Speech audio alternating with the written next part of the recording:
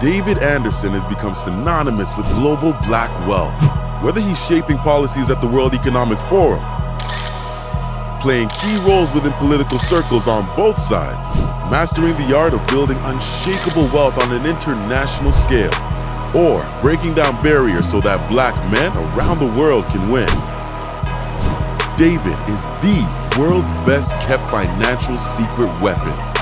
From the ghettos of Southside Chicago to the Obama White House, to the homes of billionaire moguls, David's receipts stretch well beyond million-dollar bank accounts, African royal families, or celebrity inner circles. But I believe that they did something that all of us can do. David's true gift is in single-handedly positioning everyday brothers to become global millionaires. Why? Because it's about damn time we own what's ours and have a real seat at the table. Money, power, respect.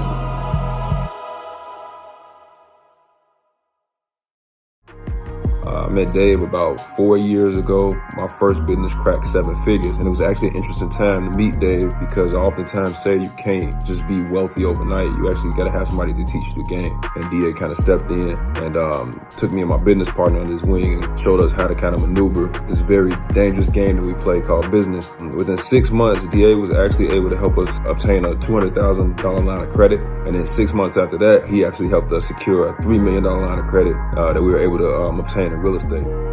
After sitting down with David and going through some ideas and some concepts, in the first 6-7 months, I think we did roughly about $10 million together.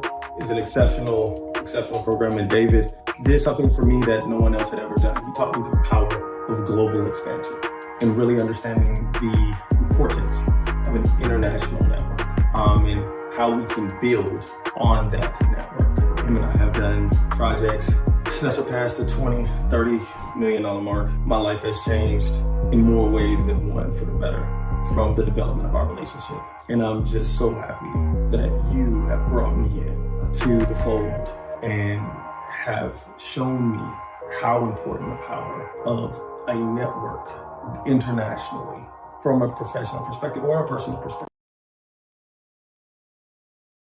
Welcome to another episode of 1 Million Black Men. Hey guys, welcome everybody. I know everyone's starting to come in.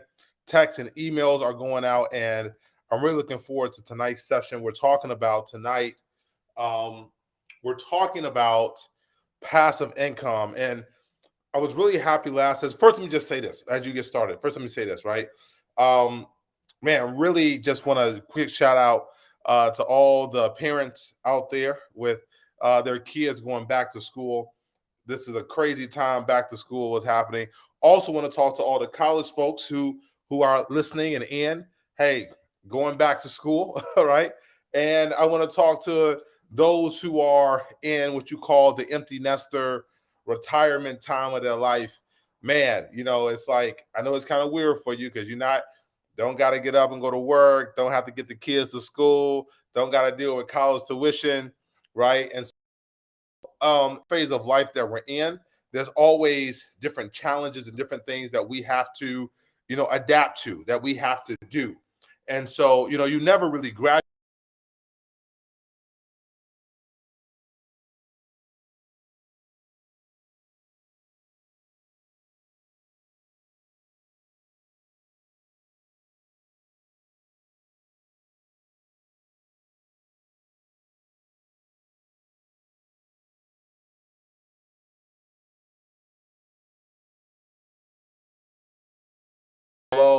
As we get started tonight, I'm going to share. I know that it's a little bit shaky, the signal, so I'm gonna try to get the signal ready. Let me know if you can hear me, guys. Let me know you can hear me. Put in the chat, I can hear you real quick. Say I can hear you if you can hear me in the chat. I know it's a little bit shaky, the signal, so if frozen, also let me know too. Let me know, hey, it's frozen, something like that, so we can switch internet routers. As you know, the storm has been going on across Florida and also entering other places, rain and everything. For all those that are, dealing with storms or dealing with those things, hopefully this is helpful. those who are dealing with those things, you're kind of shut in and you can't really go nowhere because the streets are flooded. Hopefully this will be helpful to you in what you're doing and what you're trying to do in your life. But we want to say a prayer for those who may be stuck. We hope that, those that can get help. Is also with those in the Maui fires, the fires that happened in Hawaii and Maui. I also want to, just give a shout out to those indigenous people groups who are in Maui, who are there, who many have lost their land or lost assets or lost situations. I hope everything's going well with things out there. So this is, obviously talking about the and everything else. Real quickly, if you're here, going to the chat, Terrence, I see you. Neil, I see you. Going to the chat, let me know you're here. We're going to get started here in about 30 seconds about everything. So let's do a quick review real quickly, right? I want to review something. If the back office team can put up the chart, the graph chart we had up last week, get that chart up so everyone can see that. It's going to be straight teaching tonight, everybody. So get that chart up. Thank you so much. Thank you so much for your quickness on that. In this chart, when we go through this chart, essentially what this is about is active versus passive income. So tonight, I want you guys to know I'm going to be a lot more academic in nature. So for you all that are going to be listening tonight, I'm letting you know I'm going to be a lot more academic. Hey, if you're in the chat, say hello. If you're on YouTube, Facebook, please say hello. Please say hello, right? Thank you, Jeremy. Because I want to review this chart again just to refresh our minds about this. Understanding income. One of my mantras of 1 million Black men is that I want to, number one, help free us psychologically, right? And psychological freedom is being able to understand what I call the BS versus the truth, okay? So in the marketplace, right, there is a lot of BS. Let me say this to you. In the marketplace, there is a lot of BS, okay? And people make a lot of money off of BS. Let me just be very clear, right?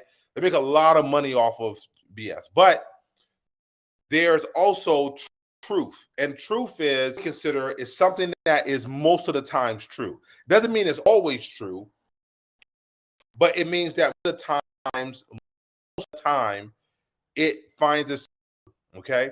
And so when we talk about active versus passive income, okay, right? When we talk about this is how the work works, right? The job is the most active way to make income, period. Hands down, 100%. You don't have control of your time, which again, jobs are not bad. Jobs affords many people lots of living. So let me just say this, right? Having a 9 to 5 or 9 to 6 or 10 to 8, whatever your schedule is, I employ hundreds of people, right? Having a job is not a bad thing. It's a good thing. But when it comes to the income game, right? The job is going to be the most active way to get income. I'm telling you right, David Anderson today, given the situations, right? If I had a big lawsuit or something took place and it took me all the way down, I would go and probably and talk to some friends, try to get back in business. But I have no shame in going to get a job, right? You will see me on the picket line, right? And I will go and work a job if I had to. Nothing wrong with a job. A job is great way to earn money. But when you talk about the income curve, going from active to passive, a job is the most active way. So if you're in the job, where you're in government jobs, whether you make $400,000 a year, I can tell you how many calls I get from people who make $300,000, $400,000 a year, right? And they feel stuck because they do not have control, okay, of their income. At any moment, somebody can cut it off for any reason, right? They might give you a severance package. You might get something like that. You might get, a bonus or something like that. But for the most part, a job at any moment, they can cut off your income. Although jobs are not bad, but active income. Self-employed is next. These are usually skilled labor people, okay? Folks who have skilled labor, plumbers, electricians, someone who does what is skilled labor. They have a truck driver, right? You have skilled labor, and so you have a little bit more control over your time, but you're still getting paid for hours spent.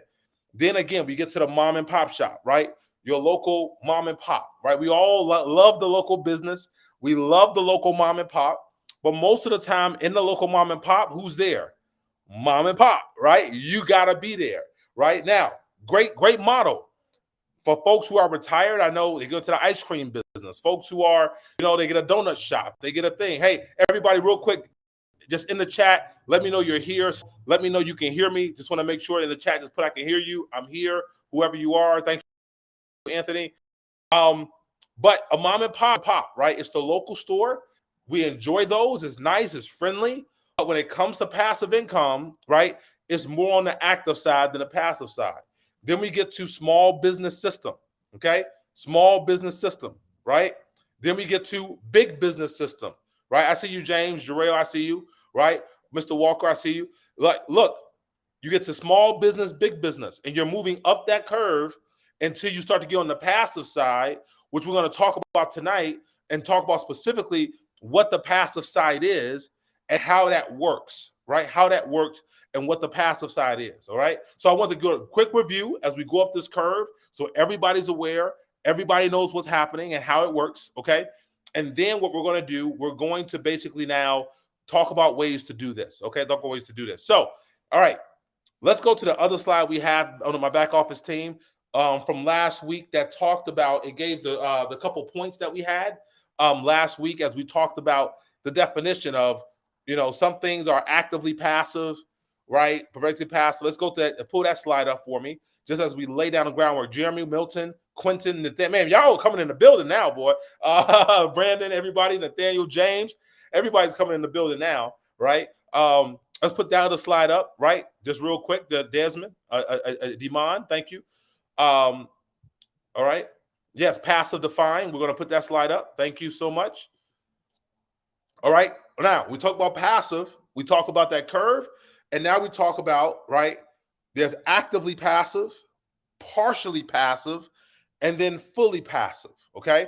And as we go on this curve tonight, we're going to get through those a little bit more. But understand, when you talk about pursuing passive income, there's different levels to passive income, okay? You have actively passive income. A lot of that is going to be in the business space, which is why business is a great way to make money because it's going to be actively passive, right? Is there any way to have those two charts next to each other, the graph and the passive defined team? Does anyone have those things up with me right now? I don't know if that's possible. If that's not, it's okay. Oh, great. This is perfect. Okay, here we go, right? So thank you so much. This is perfect. So as you guys look at this, right, I feel like a real professor now, okay? Actively passive, right? Again, we're talking job, we're talking those situations and everything. So actively passive, again, partially passive, and then fully passive, okay? All right? Partially passive, you're talking about the business system, right? The business system we talk about is going to be the partially passive, even capital gains, okay? Fully passive are going to be things like, as we get into royalties tonight, tax credits, investment income, and all those other things. So you're going to see us go down that curve, and depending on where you are in life right now, right, you can operate in all of these. Actually, I today operate in all three of these passive spaces, right? All three, I operate in all of them at the same time, right? And it's been a journey, and I'll talk about some of those things, okay? So let me give you the first, tell you actively passive and talk about that. The first time that I experienced what I call actively passive income was when I had started a firm. It was in the student loan space. You got a couple weeks back, if you missed the video, we found student loans and kind of the educational system and everything. So, but essentially I hired kind of my first one or two employees. And what I did, I had built a system by where, after talking to people, I understood the cadence by where you had to take people down a thought process to understand their student loans. So I wrote it down. I literally wrote this process down, right? I put it on sheets of paper so that a person could then mimic, right? Even if they were off the street after a week or two, they would listen to me and they would understand what to say to people about their student loans. And then the person would engage in us in a service, right? And where we would help them along that space, right? Right, Albert? Right? We would do that, okay? So when I did that and I let someone else take over that space, and then they started essentially closing, or people were getting the information that they started to execute on, right? It was the first time I saw, oh, wow, like there had to be management, but the person was essentially working, right, on my behalf. I was paying them, but I was getting a return on investment. So at the time, I think I was paying a person like $40,000 to $45,000, right? And I was making like $95,000 off that person per se, right? So you take their benefits and say I was paying them $50,000, but that person returned to me about $90,000. So I was making roughly about a $40,000 return on having that particular employee, right? Give or take, right? About 40,000. So it was the first time I realized, oh my gosh, wait, that was a actively passive income. I made income off of their labor and what they did, but that was actively, right? Because there had to be management. I had to be there. I had to coach. I had to teach, all that kind of stuff. But I was making money off of this, right? And what you will see, and what I have noticed in my business career, for most people, if you've worked a job for a while and they get into business or franchise, they get into some whatever, and they start to make about 2 times to 3 times what they make in their job, they usually stop right there, okay? Which is not bad. But I'm going to tell you why and the psychology that I've noticed over the years, okay? So if you're making, let's say, 80,000 at your job, and then you get into a business and then you make 160 to 200,000, right? I've noticed that psychologically, right, most people kind of stop there and they stay in like the actively passive space. They stay in the mom and pop space with their business. And they do that. You probably have some people here like that, right? They do that because in their brain, they're like, wow, like, I mean, I'm doing less work maybe per se, right? I'm making more money, and like I'm not doing as much. And so it's an actively passive space, because if they stop working, right, then the money would slow down. And so a lot of people stay there.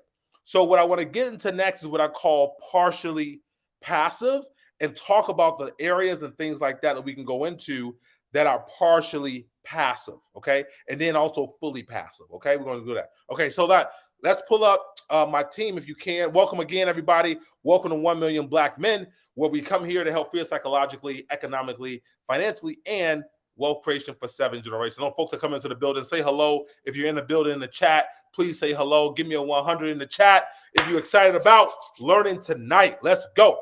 All right, so let's my team, the list that we created that I sent you over tonight, can you put that list up of all the areas? And I'm going to break down these areas for everybody by where we talk about the income. Okay, great. All right, thank you so much, everybody. Now, everybody, if you can, please take a picture of this. If you can, I encourage you to take a picture of it, because we're going to talk about this. All right.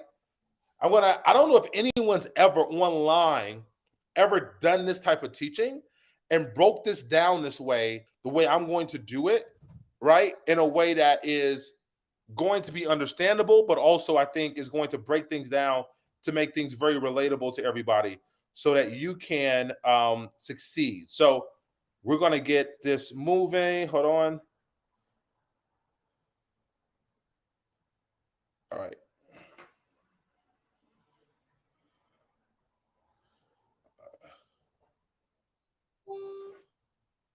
All right. Okay. All right, guys. All right, here we go. Okay. All right. So business system, first one. Are you ready? Okay. How do we make a business system partially active? This is what I say to people, okay?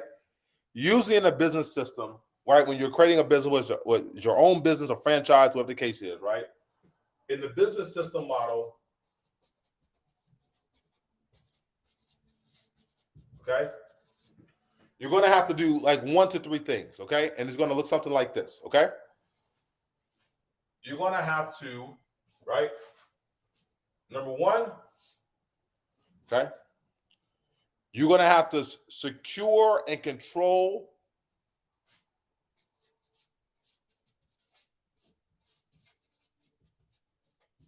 your revenue. Okay? What do I mean by that? When I say secure and control, your revenue should never be something that you don't understand how to do it, or you cannot not perform it if somebody left. Okay? All right. So meaning that if you're like, I'm in logistics businesses, I myself can get into a truck if I want to, and I can drive if I want to, right? I'm in other different entities, and I actually know how to do the work, and I can actually do it, right? That's securing and controlling your revenue. So, like if you have a contract, a major contract in your system, you should be the face, right? Or have face to that contract. Okay. Right. There has to be a sense of control. Again, the business system, control, right? To particularly the major revenue, right? So you know how to do it in case something went sideways. That's the first step you have to be able to do. Number two is that you have to, and this must happen, okay? Let me see if this works. That one doesn't work. Look under the marker. My markers are getting weak on me, okay? You have to train or find a GM. Okay, train or find a GM, which means that you got to find a talent. This talent has to be able to operate. Okay, they need to be able to operate when you're not there. Okay, okay, operate without supervision. This is why I say you have to train them or you have to find them. It has to be somebody that can operate when you're not there. Okay. Again, we're talking about a business system, right? That you're creating in a business. So, for example, let's say you're in the online business, right? Or some form of the education business. I'm just trying to think. Matter of fact, in the chat, real quick, give me some of the business you guys are in the chat for me. And I'm going to give you examples of the type of person maybe that you have to find or train in order to have, kind of a business system that operates more passively. Because what happens is that a lot of us, we're really good at something. And so what happens is that we're really the GM. This is what I talk about. The person who was making 70, 80,000, now they're making 160,000. And they're like, okay, this is a better job than I had before. Plus I control my job more. I'm the boss. I don't have to do with politics internally with corporate America or big government organization, right? And so they really turn themselves into a GM. But the goal is that you want to train and find somebody, right, to operate without your supervision, okay, right, okay, right? You want to train and find somebody without your supervision. That's hugely important, right? So I got one guy. Give me some industries you guys are in the chat real quick. Give me some industries you're in so that I can give you some examples real quickly in the chat. Just give me quick industries, the spaces you guys operate in, and what you're doing, and I'll give you some examples of the GM, right? So you want to secure your revenue, train and find the GM, and then number three is you have to create what we call SOP, right? Standard operating procedure. Okay? Which means that you have to create this in a way where people literally, right? People literally, okay, are able, right, to pick up a book or a manual and pretty much find their way through. Okay, thank you. I'm going to get some good industries now. Thank you guys so much. All right. So I'm looking at here, I got forklift repair. Great space. I think this is Terrence, forklift repair, right? So the type of GM person they're looking for, number one, somebody that can do forklift repair. So they're already trained on it, right? And then they're looking for somebody who knows, particularly because in forklift repair, this person is going to other places, right? other places to work on stuff. So they either need somebody who at any moment has the bandwidth, right? Whatever geographic area that they're looking at, someone who's mobile, right, can move around, and they need somebody obviously competent in doing the work, right? But they really need somebody who's a kind of a people person, right? Because you're getting people to go and work on forklifts. You see what I'm saying? So you need somebody who's going to be like, hey, John, hey, man, look, I really need you. You've been doing a great job. I really need you to go over here and work with this client and do XXX, right? They have to be a people person because of the level of like they're interacting with customers, right? And other customers that are not there. Unless Terrence and them are having people come to them. Now, if Terrence has people bringing their forklifts to them, which I think that's a forklift is pretty heavy, so they're probably not. But if you are in a business where customers bring their service, right, project to you, you're in a great position because really now all you need is somebody who's very tactical and operational because although there's a little level of customer service, what people care about is that the work is done and it's done properly. When you have to go to a client, understand this principle, right? Guys, type this up real quick, just so you know. This is a point I want everyone to catch. When you have to go to a client, right? When you're in a business where you have to go to a client, personality matters more, okay, than when clients are coming to you. Now, I want to make sure this is clear. They both matter. But when you have to go to clients, personalities matter more than when a client is coming to you. Now, that does not mean that when a client comes to you, right, that personality doesn't matter. Experience still matters. It always matters. But it matters a whole lot when you're going to somebody else's house, makes sense, right? Versus, right, okay, right? Personalities matter, but you get that right. Personality matters more when you're going to your client, when you have to travel to your client. Personality matters more when you have to go to your client versus when your client is coming to you. So here's an example, right? If someone was coming to your house to fix a cell phone, right? The person shows up, you don't want somebody that just shows up and says, hey, give me the phone. Okay. Right? No, it's not going to work, right? You want somebody that comes to you and goes, hey, how are you? How are you, Terrence? Oh my gosh. Like, oh, what's going on, Lawrence? Fantastic. Hey, what's going on with your phone? What's been happening lately? Okay, tell me about that. Oh yeah, it's good. Okay, you know what? Hey, if you give me 5 minutes, let me do a self-assessment on your phone, and then I'll come back to you and let you know what's going on. Is that okay? Right? Give me that 5 minutes. Right? The customer feels nice, happy. Okay, great. They're going to take care of me. Right? Versus when you walk into a cell phone repair shop, right? You ever been in one of those? You stand in line, you sit down for a minute, you wait your turn, okay? And then they grab your phone. Hey, okay, this is going to be 30 minutes. Here's your ticket, and come back in an hour and a half, right? Why is that? Because that's why a lot of times we're always like, man, why are the government agencies, the service is so bad? You ever felt like that? You ever felt like that, right? The government agencies, like service is like service is not great at most government agencies. Why? Because we're going to them, right? Like we need them. So they're like, you know, if you have a government service agency and you have a great experience, you're like, oh my gosh, that was amazing because you're going to them. But if government agencies had to go to us, right, there would be more training on, right, them having to work with us in more amicable ways. All right, I'm going through this thing real quick. I'm looking at just grab us a couple more.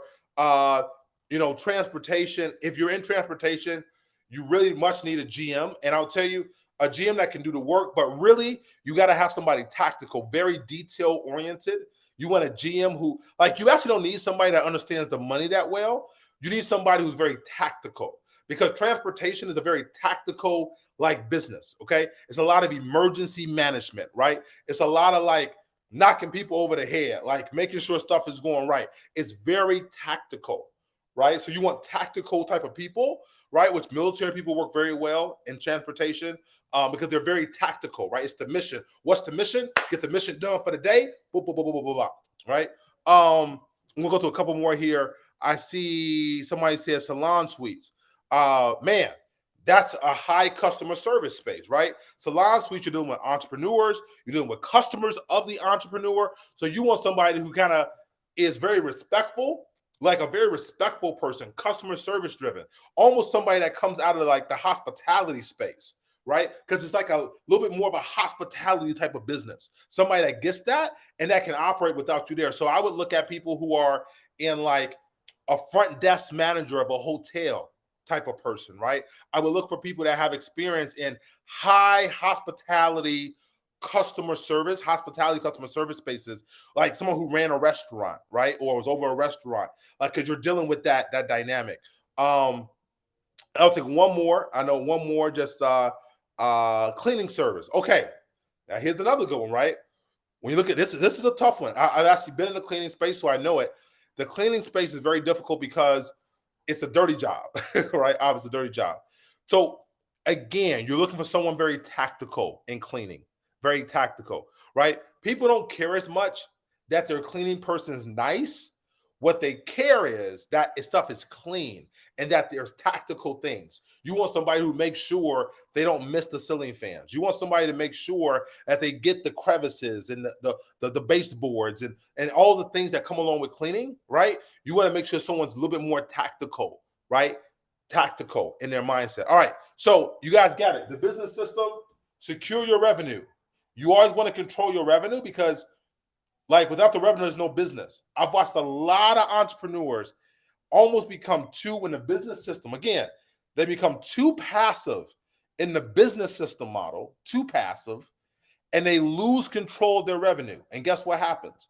When you lose control of your revenue, whoever's in control of your revenue, they take your revenue with them and they go do their own thing. And that's okay per se, but you just lost your business. Right? So I want to make sure that you understand that you need to control your revenue, secure your revenue, right? Number two, train and find a GM, a general manager, who can operate without supervision. Okay. It takes some training. I have somebody that works for me. I took about 3 to 4 months to train them one-on-one, right? Took another month or two to train them kind of virtually. And I have a model. I call this model what I call, right? You train them up. You get them together, and you know what you do? You give them the keys, and you say, call me if it's on fire. I'm out of here. All right? Right? Like, that really will show you what they're made of. I'm serious. You're going to give them the keys, okay? And then you're going to say, hey, call them if it's on fire. Hey, call me if it's on fire. If it ain't on fire, don't call me. I don't need to call. I put you in charge. I'm paying you enough money to fix whatever problem that exists. I just had this up. This is my so you guys know that's my grandmother and grandfather who we were at the White House together, who just passed away. So just a quick mention. Love you, grandma, love you, granddad. Hey, so just make sure, right, you have that type of model where you give them the keys, walk away. Because you're never going to get to a passive business system without doing that and without walking away from it. So allowing them, okay, to run the business. One of the worst things in the world is that people hire very capable people. They hire very smart people. They hire very good people, and then they micromanage them. All right, it's a waste of time. If you hire somebody good, you think they're good, they're amazing, give them the keys and walk away. I told you though, make sure you secure the revenue and you control your revenue source. Okay. All right. Now, next one. Let's keep going. Let's go. Last one is standard operating procedure. Some of you guys know what that is, right? SOPs. These are processes that you have in the business so that you, right, like somebody can come in and they can find where things are. They know the steps. They know the things, right? The things. SOPs is how you build a business long term. Okay. All right. Next. Real quick. What's the next one? Let's put that chart back up real quick for me if you can. The chart that we're going through tonight. All right. So, all right, we're going to go into more passive things and stuff right here. Music, okay? So music is interesting, guys. There's some things in music that I have myself. So in music, okay, this is very passive, right? Music, you have to create it, but then you can also purchase. This is great passive income. You have what you call in music, the sound recording. Okay. right? And then you have it's sound recording, and then it's the mechanical. Okay. All right. Sound recording has to do with like the producer who wrote it, all of that kind of stuff, right? Sound recording. So you can purchase music and get the royalties. You don't have to own the copyright, but you can actually just own the royalties to music and just get paid off of it, right? There's some folks that I just literally just own sound recording. I own mechanicals. It's sound recording and mechanicals are like the YouTube, the radio, like the mechanical operations in which the music is worked. Public performance, meaning that, hey, every time someone performs this song publicly, right, they have to pay, right, pay somebody, okay? If you know the horrible story of Lauryn Hill, what happened with Lauryn Hill? Lauryn Hill's first album, which was amazing, the Miseducation of Lauryn Hill, which is one of the best albums, probably in one of the definitely top 20, top 50 album in the last 30 years. Like album. Not so much album sales, but just musically genius. Like how many like Miseducation of Lauryn Hill? If you're on this chat, put a 100 up, right? Miseducation of Lauryn Hill is amazing, right? Or they're gonna put a vote up, I guess. Put a vote. If you love the Miseducation of Lauryn Hill. Amazing, amazing, amazing, amazing album. Okay, amazing album. She lost everything, everything that pertains to that album. She can't even perform any of her songs publicly. If you notice, when she performs, she cannot perform the songs on that first album. She has to perform songs from other albums that she made because the deal was so bad. She lost all sound recording rights and even mechanical and public appearance rights. But music is a great space where you get a lot of passive income right from that. A matter of fact, the way music works, just so you know, when you own the royalties to music, you own it for the life of the artist plus 70 years. And then after that time period, it goes into like public domain. So Beethoven stuff, all that kind of stuff, right, is now all public domain, right? Beethoven, stuff like that. Michael Jackson, in about, I guess he would be like at 60-something years now, or 50-something years. At some point, all his music, everything he's done, because he's died now, after 70 years, his music technically will go into public domain. So those royalties will essentially end. His likeness will still be owned, but the public royalties will, at that point, the royalties will no longer continue because it's now considered public domain. Make sense? All right. Also, let's keep going. What we got next? What we got next? Let's keep going. All right, on the chart. What's next on the chart? Let's put the chart up. We got what? Stock. I think stock dividends. Keep this part up right here real quick. Keep it up for a while. We got stock dividends. Okay, stock dividends. Here we go. Dividends, right? So you have stock that are called dividend stock, okay? Dividend stock. Usually these dividend stock, let me help you out, right? Okay, help you out. Dividend stock are usually older companies, okay? So usually, right? Older companies, okay? Like, you know, AT&T, a railroad company, oil companies. These are older industries, right? And their incentive for you to buy them because they're more mature, but they're large, is that they that essentially, right, what they do is that they give you a dividend. They give you income off of you holding the stock. So they share the profits with you of the company in the stock. So older companies, right, and they share profits. That's what they're doing. Okay. When it comes to younger companies like Facebook, like Amazon, like all kind of stuff, those companies are still in growth mode. So when you hold their stock, it goes into more of an appreciation point. It's more appreciation, right? Because they're growing. They're growing, still growing. They haven't reached their peak growth yet. So those companies are there. So if you're looking for passive income, dividend stocks are a great place to be because you're going to get older companies, stable companies who share profits. Now, with the way that technology has disrupted the Fortune 500, the Fortune 50 in the last years, You have to be very careful. It used to be that you could sit on dividend stock. You could sit on a stock for a long time in dividends. Not so much anymore, right? Because technology is shifting so much. So there's still good companies, maritime, railroads. I think IBM will always be around because they're always changing. But look for dividend stocks, good dividend stocks, and it's great income. Next, one I really want to talk about tonight is art. And I talked about art last time. I know some of you guys heard me. Can you put this back real quick? Put the screen back on me, full screen, real quickly. Okay. Art is a powerful one. And this is one I really want to talk to people in America, all over the world, people of color, because it's a space that we don't play deep in a lot. Definitely Asia, because China has 6,000 years of history. So there's a lot of historical art there. A lot of art from the African perspective has been stolen. Okay. So a lot of our art was stolen, either stolen from the lands, or the art was destroyed. So I want to talk specifically to African people right now, just real quick. So a lot of the art was stolen, right? Which some of it is being given back. Some of the art is in European countries that they had art museums. Some of it's being given back to the countries and stuff.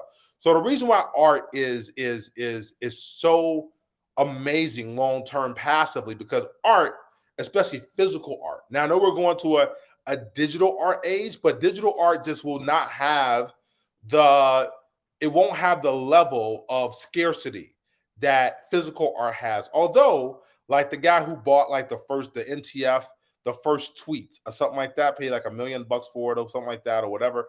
I mean, that's scarcity, the first tweet. I get it, right? But what I want you guys to know is that art has a scarcity to it. So art will always have a value, because art, right, is one of those things that the painter painted it, right? The sculptor sculpted it, and that's that one, right? Especially the real art. So art has great appreciation value, amazing appreciation value. Like I said, someone the other day I know, they bought art for $2,000.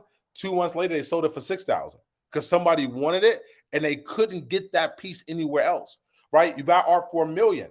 It can be worth $2 million the next year or 2 years later because somebody sees that piece and they cannot get that piece anywhere else. So art is a game where you have to follow the artist.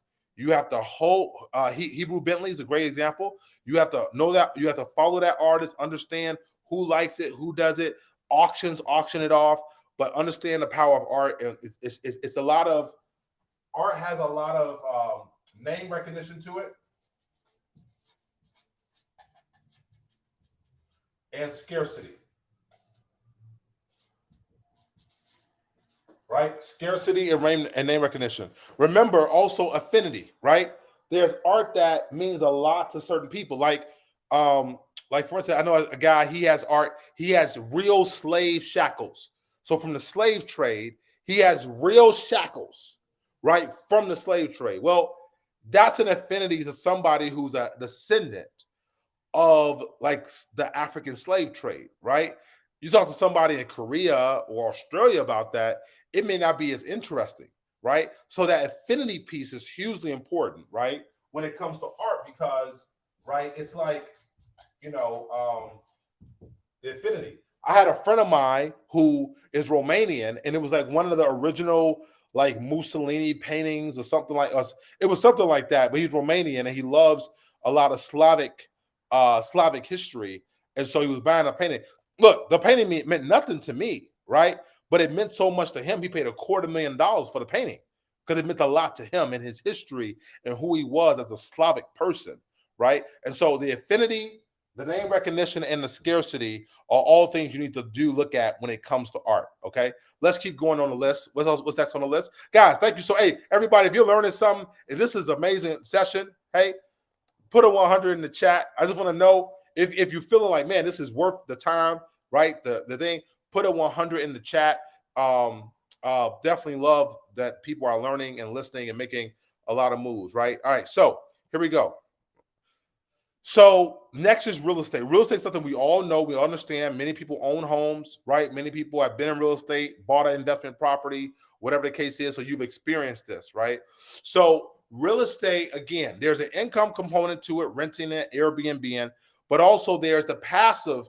Now remember, it's like real estate's a great example of there's one side of real estate that's very active. It's actively passive, right? It's Airbnb, it's rental income, it's all of those things. But then there's the other side of real estate that we consider that is completely like passive, and that is the appreciation of real estate. Okay, so you get into an area, you get into a good area or a growing area, right, or a stable area, and you experience that appreciation of real estate that is completely passive. You did nothing for it. Okay, I went through royalties earlier, but I want to talk about royalties again. Okay, real quickly here. So royalties. Okay, and here's other areas of royalties that you may not know about, right? So you have product royalties, okay? Okay? Product royalties. When you invent a product or something, you cannot, like some of you guys are out there, you invented things, you've made things.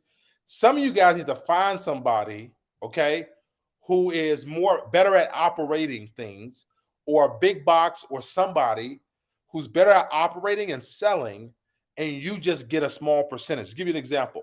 How many of you guys have heard of Listerine? Okay, Listerine. I was at something where the Listerine royalties was up. So the guy who founded, whoever the guy doctor was, he invented Listerine, obviously as mouthwash. He was a scientist, very smart, but wasn't a good business person.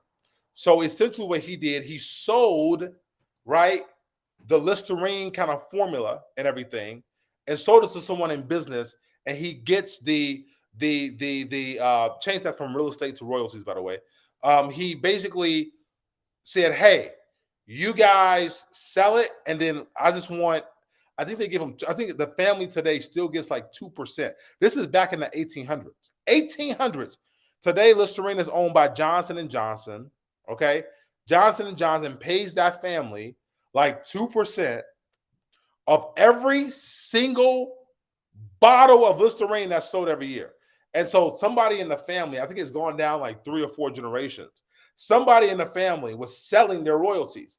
Well, those royalties that they were selling at the time, I want to say their portion of those royalties were like 100, it was like 150,000, 190,000, right? Their portion.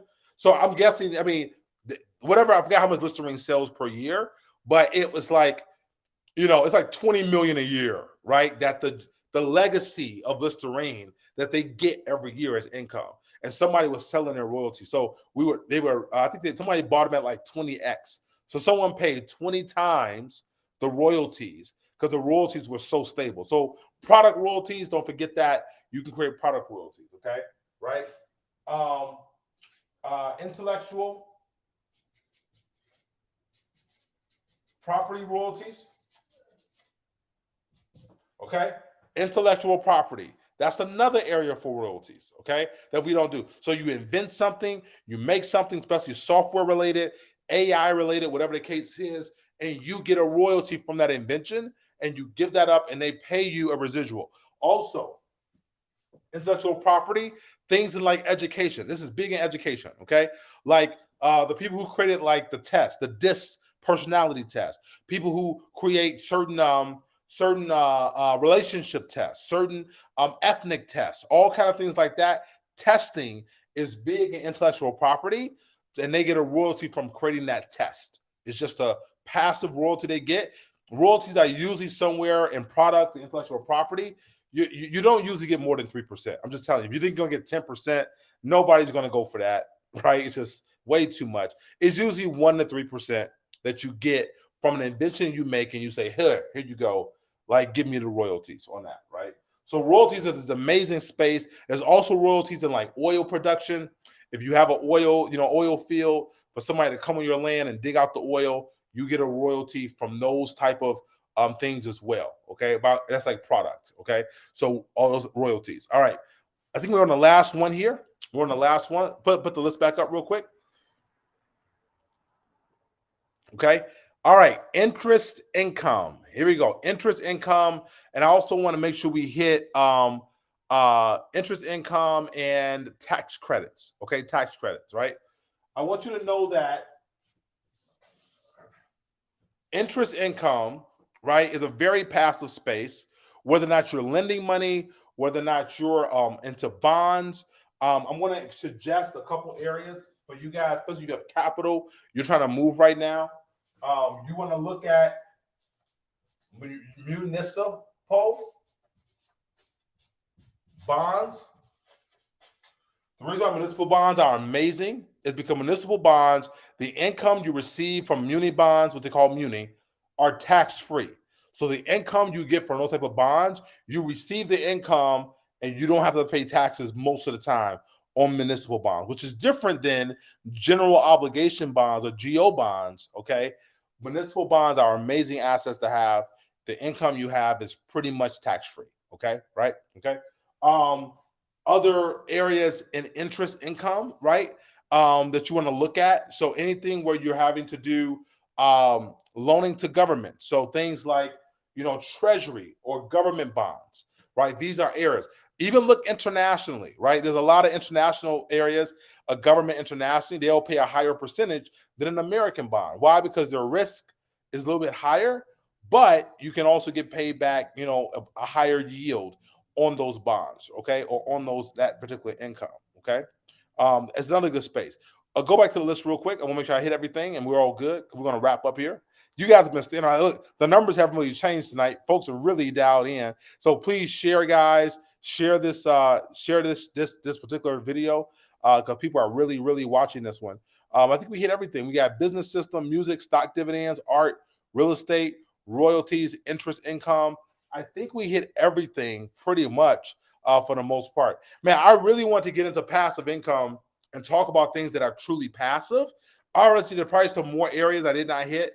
If you have an interest in an area, or if you also are trying, just so you know, the number that you reached out to that texts you about our things. If you are, I'm only doing this limited right now.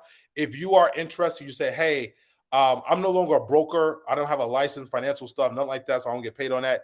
If you are interested in what I call financial stuff, you have capital and you're saying, hey, look, I just want to get second eyes on the capital. Maybe what should I do with, I got an inheritance, or I got retirement money. I talked to somebody the other day who was looking at their pension and they was trying to find out, man, should I take all my pension money now? Or should I just, like, they're offering me like $2,500 a month. Should I take that? Like things like that. If you want an unbiased opinion, you want to get some sound counsel on that, please reach out to our chat and just say, hey, tonight, if you can put that thing up, up there, want some advice.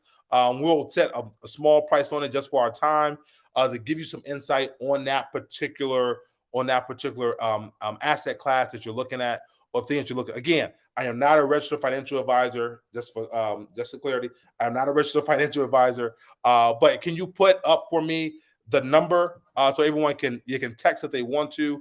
The one that we send out via text, the 844-561-1632, right? 844-561-1632. Just text, I want some advice, 844-561-1632. Put that in the chat for me, or type in the chat. Put that also in the on the screen here if you want some insight. It's just, again, I'm just doing this limited. I might do it for 5 or 10 people, but the point is that to look at this and say, hey, here's some areas you may want to go into. Here's some things you may want to look at, and then you can look at getting some things. So with that, guys, as always, man, thank you so much. Let's go to full screen. Right, let's go to full screen real quick. As always, I appreciate you guys holding on.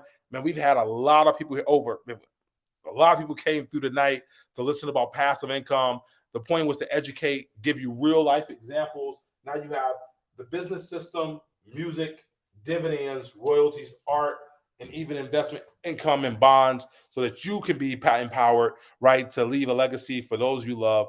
But also, again, we are here to help free us psychologically. Number 2, free us financially. Oh, thank you so much. Somebody said tax credit. My bad. Tax credits. Here we go. I forgot about tax credits. Thank you so much. All right. Here we go. Every year, you should be looking at what tax credits exist for that year. And now with Google and AI technology, this is going to be easier than ever, okay? Because every year politicians show up, okay? Politicians show up to give us tax credits, right? For something, anything. And that is, when I say it's free money, listen to me. Tax credits are free money, okay? Credits are money. They're crediting you something, right? Not a tax break. Tax breaks are different than tax credits. Tax breaks means that, hey, I'm going to not let you pay. I'm not going to let you pay taxes for this. I'm going to give you a break. Tax credit is like, hey, I'm going to give you some money. Okay. So tax credits are phenomenal. People build entire businesses and industries off of tax credits. So what I was going to say was that every year you should do it. So I'll give you an example. We had a tax credit that was called for those of us who did not take PPP when everything was going down, we kept employees. They came out with a credit called the Earned ERC, Earned Retention Tax Credit. Basically, it was like if you kept on your employees, they basically gave you some of your taxes back that you paid the government. It was just they just gave you taxes back. So they gave you back money that you paid the government when you were keeping your, thank you, ERC, when you were giving, right, your paying your employees their wages. So it's a great program. I think it may be still out. If you have employees, you should look into it. It's just a form you have to fill out. You have to justify, how COVID impacted your business, and they essentially, will give you a credit on your taxes that you paid them. Basically, what they're doing is saying, hey, look, you paid us so much in taxes. You kept a wage earner on in a very difficult time. Hey, we're going to give you some of that money back. Right? It's money back in your pocket. So tax credits are a powerful thing. We may have a whole session on tax credits because they're amazing. Like you can literally like make a business profitable off of tax credits. So tax credit is something you should know. It's passive, right? You're not really doing anything. Usually just filling out a form or you got to exist in a certain space. But people literally make a ton of money in business off of tax credits. And so you should take advantage of it. Thank you for that. Thank you so much for that. I forgot who brought that up. Valerie, thank you so much for reminding us of that. Again, this is David Anderson with 1 Million Black Men. We are here to help free you psychologically. Number 2, help financial freedom, but also help economic freedom. The way you can buy what you want, but you can also own the things that people buy. And number 3, helping you create wealth generation for 7 generations. Okay, 7 generations. I'm so excited this tonight, man. This was a great session. This was a long session for me tonight. I'm happy you guys stayed around and stayed connected. Man, I'm going to go get some water now because I'm excited. But more importantly, I'm happy that you are educated and that you have more information for you, your life, and for your family. If you are interested in any advice, right, let me know. Again, not registered financial advisor, but I can give you insight into how to do certain things if you got, capital that you're trying to just allocate. With that, guys, as I always say, I will see you at the top because the bottom is just way too crowded. Peace. Thank you, everybody.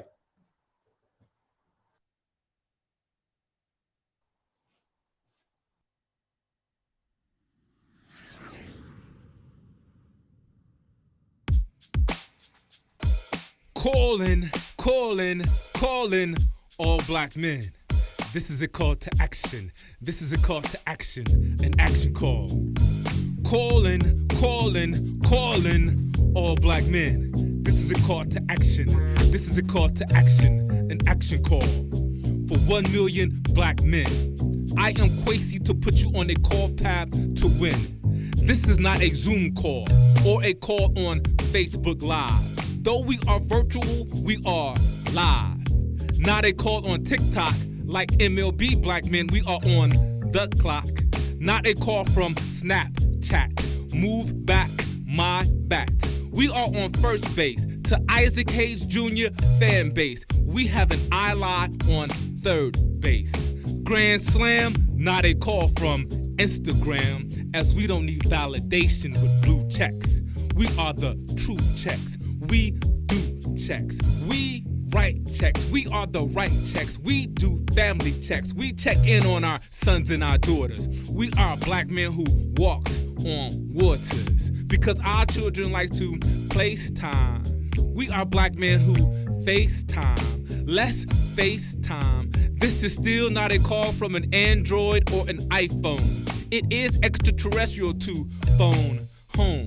I know sometimes black men, we have to travel around the world to be appreciated at home.